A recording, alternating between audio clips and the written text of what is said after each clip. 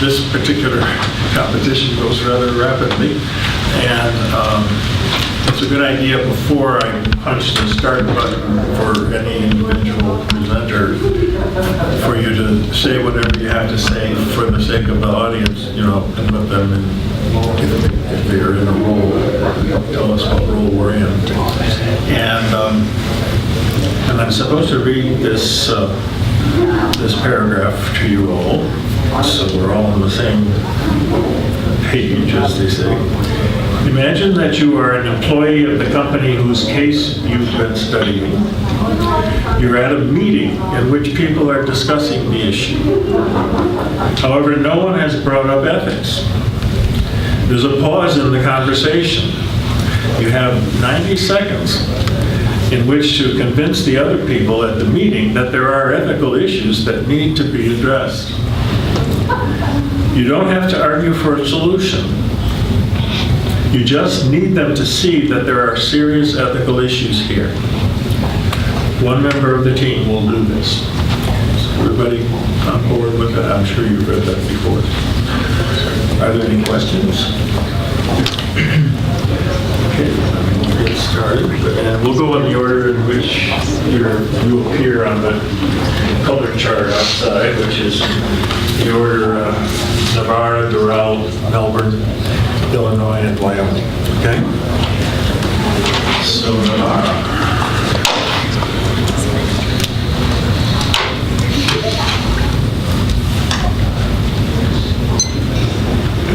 Tell me when you want to start. Do you have anything to say beforehand? So this is a meeting of middle managers at Wells Fargo, and I am a middle manager.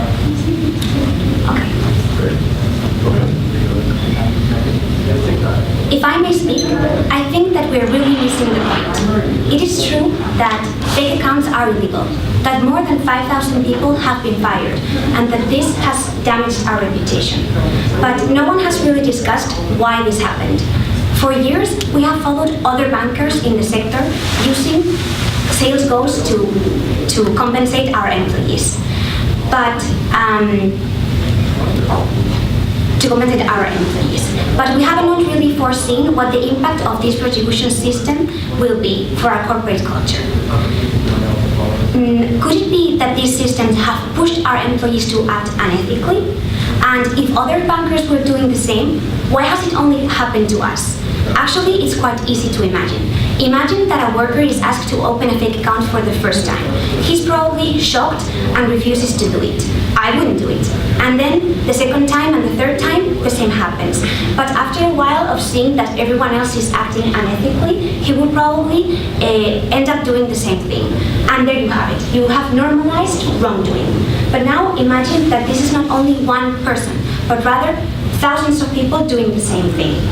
This is how you generate a toxic culture inside the organization, and what I think that has happened in Wells Fargo and needs to change. Some people say that it's almost impossible to change a corporate culture, but I think that it can be done if the change starts with us. Don't you think it's about time we stand up for our own values?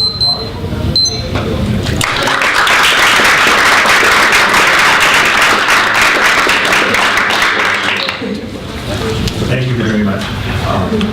Doral?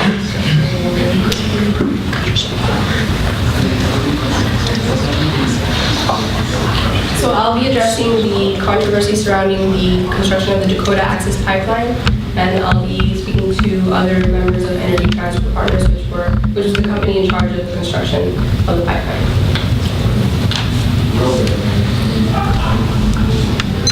Our focus here is completely wrong. What you're doing is treating symptoms when we should be curing the disease. We've allowed our stakeholder relations to be neglected.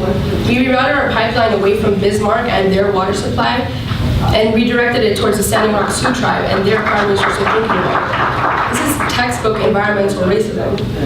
Look, I know nobody likes to hear that, and we've been working together for years. I know you're not racist, but we can't deny that our company's complacency has propagated our nation's history of Native American oppression. This entire issue can be traced back to engaging our stakeholders. The needs of our stakeholders must be able to meaningfully influence our policy and decision-making on a regular basis. That requires buy-in from our CEO to the lowest paid employee.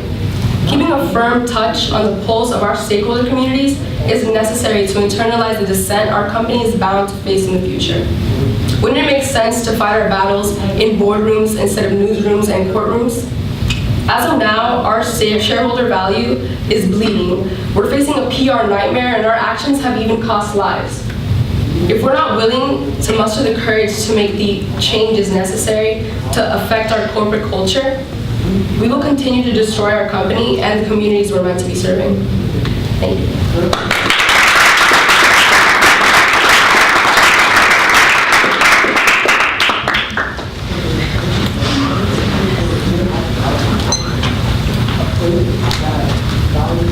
So I'm talking at a meeting of Pfizer's employees, and the issue which we're discussing is Pfizer directing its money away from research and development and towards purchasing its own stocks on the open market.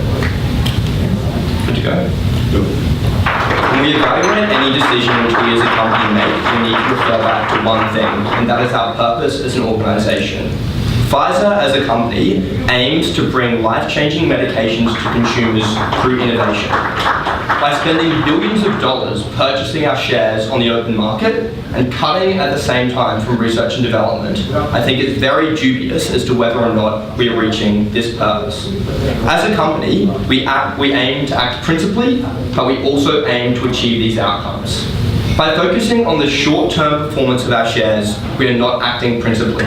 We're neglecting the long-term interests of our company, but also neglecting the long-term interests of our shareholders.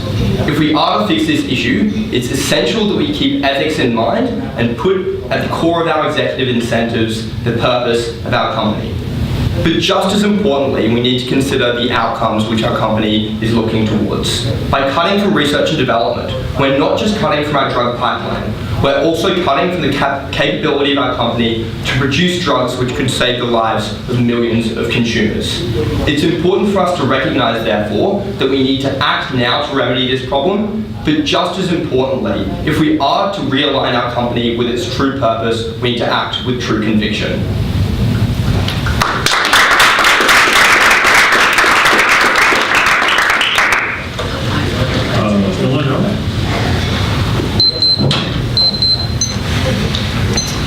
So today we'll be speaking regarding the Orphan Drug Act of 1983, and I'll be speaking to the board as well as employees from AbbVie Incorporated, a pharmaceutical company that spun off of Abbott in 2013.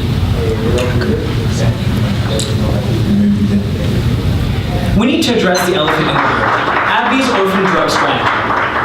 The Orphan Drug Act of 1983 propelled pharmaceutical companies and provided government incentives to develop and research orphan drugs, drugs that impact a niche population of less than 200,000 people. However, there's a large ethical dilemma associated with this, and that is namely excessive pricing. Orphan drugs and non-orphan drugs cost roughly the same to manufacture. However, orphan drugs are subsidized as well as excessively priced in accordance with the law compared to non-orphan drugs. This is bad news. If a consumer with an orphan disease like Huntington's disease or Crohn's disease needs access to this life-saving medication and can't purchase it, then they may die. We need to realize that AbbVie is not just a for-profit company, but also a humanitarian organization. People depend on our medication for their survival. Additionally, the exclusivity portion of the law does come into play as well. The law states that drugs can exclusively be marketed for 7 years. However, Humira, our largest selling drug, grossing about $9 billion, has an exclusivity period of about 15 years. This hinders competition and the development of other generic drugs that could result in cheaper and more affordable healthcare as well as medication for all people all across the world. We need to realize that integrity and trust, not just between consumers in our company, stakeholders in our company, and shareholders in our company is important, but the trust between all these groups combined is very fundamental to our business model and our long-term growth. We should focus on long-term sustainability rather than short-term viability, and have AbbVie be an ethical, sustainable, and viable company in the future.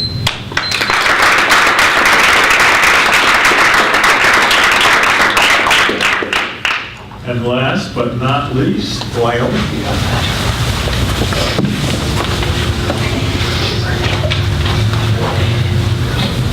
All right, so today we're essentially just addressing a congregation of farmers from Colorado.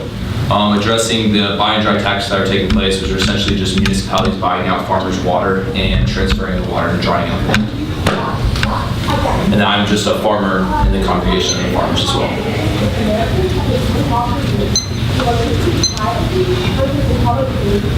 Alright, as I sit here and listen to our discussions today, I'm left in awe at the utter disregard that we have shown for the code and the principles that we have long lived by. The Code of the West has long defined the people of our great state who have poured their blood, sweat, and tears into the land they have farmed and irrigated on. These principles have taught us to not only live each day with courage, but they've also taught us to believe in the hard work and always finish what we start. Sure, we could continue to allow these municipalities to buy out our land and our water. However, ultimately, we all know that this is only going to lead to food shortages within our state and ultimately the destruction of our agricultural community. Leaving a battle that we have started for our grandkids or even our grandkids to fight that we could have ended today. As a result of this, we not only have an obligation to future generations to preserve the land that they need in the future to farm on, but also to help preserve their food supply. If we continue to allow these municipalities to come in and buy out our water, we are essentially assuring the ultimate doom and the ultimate shortage of food for our future generations to come. With that being said, we need to ask ourselves one question when we look at this problem. Are we able to live with ourselves knowing that we pushed aside all of our morals and principles and left a battle for our future generations to fight simply for a short-term relief and a heavy wallet?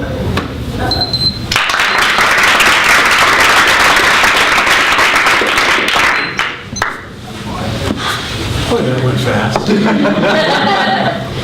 Very nicely done, all of you. This is the most intense part of the IBECC competition.